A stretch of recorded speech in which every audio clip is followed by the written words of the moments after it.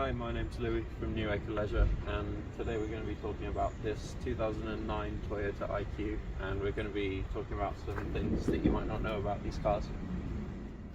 First of all, you might be wondering what this badge is on the front, and if you're not familiar with Japanese imports, especially Toyotas, sometimes they do have model specific or just different emblems on the front of the car rather than the manufacturer's logo. So here you can also see some other Toyotas that we have here, and none of them have the standard Toyota emblem on the front.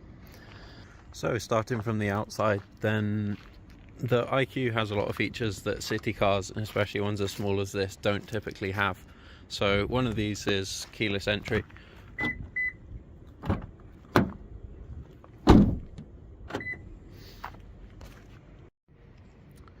On the IQ, Toyota have used triple glazing on the front windscreen to reduce the noise it might make.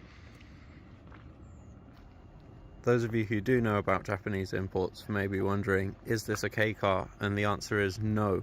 Even though it does meet the requirement for the length, it's too wide and the engine options on this car are all too big. So the smallest engine that you could get on the IQ was the 1 litre 1kr FE engine, which is shared with the Toyota Aygo, the Citroen C1, Peugeot 107 and 108, and other cars.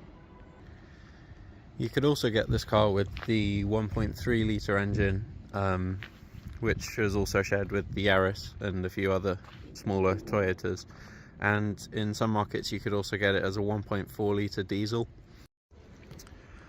A lot of you probably know about the Aston Martin Signet, which is a rebadged version of the Toyota IQ with fancier materials on the inside, and it cost 3 times the price. But there was also another version of the car that most people don't know about, and that was the Toyota GRMN supercharged Toyota IQ, which used the 1.3 litre engine with a supercharger, as you can guess, and it produced 120 horsepower, but they only made 100 of them, so finding one is quite difficult if that's what you're looking for. So now we're going to look at some things that Toyota did to maximize the space inside the car so that you could carry an adult in the back. So if you look underneath the car, you'll see that instead of being positioned under the rear seats, the fuel tank is actually below the floor. And whilst you're under here, then you can see that the shock absorbers at the rear are actually angled sort of backwards, again, so that they don't eat into interior space in the back.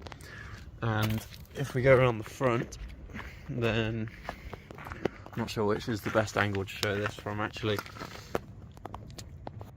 You can see that the differential is actually in front of the engine rather than behind it, and what that allows is that the wheels at the front can be further forward, so that there's less of a sort of overhang at the front and obviously more space inside the car.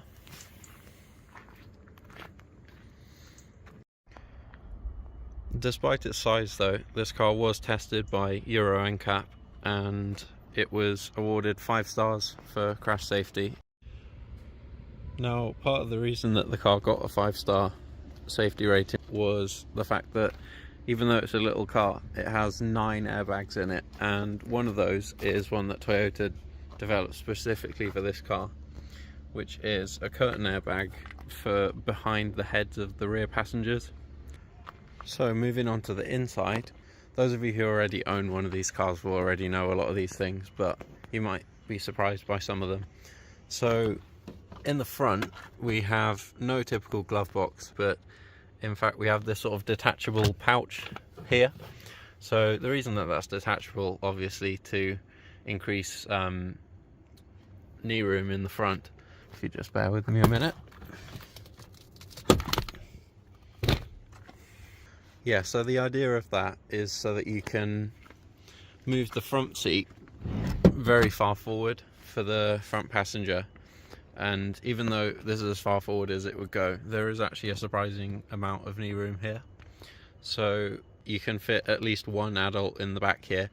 Now this seat is not designed for adults, and good luck to anyone sitting here, to be honest. And if you're considering buying one of these cars, then you're probably thinking, okay, I'm not really going to carry people in the back all that often, so you might want to just fold the back seats down and use them as boot space, and that's fine, but the headrests have to come out, of course. And you might be wondering, where can I put them? If I put them here, that's just all of my boot space.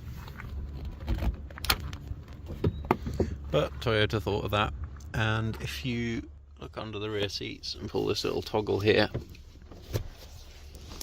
and you can hook this, I don't know where you're supposed to, but it can hook in there. You can just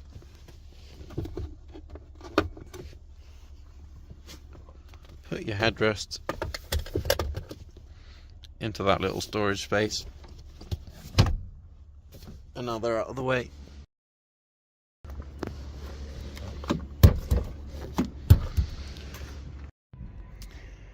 And after you've done that, you might be thinking, well, now what am I going to do? My seatbelt's just going to be rattling around over here, and I can't see any hooks to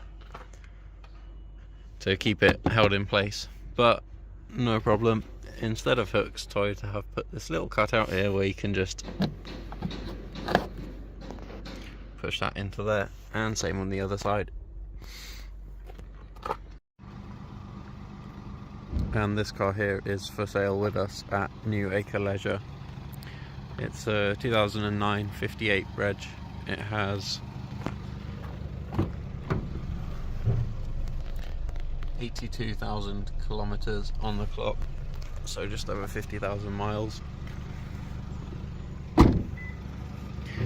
And it's the 1 litre petrol with the CVT automatic gearbox.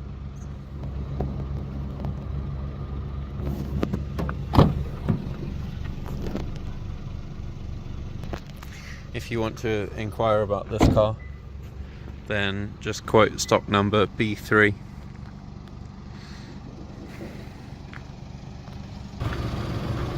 So we hope that you've learned something new about the Toyota IQ today, and please consider liking and subscribing to our YouTube channel. Thank you.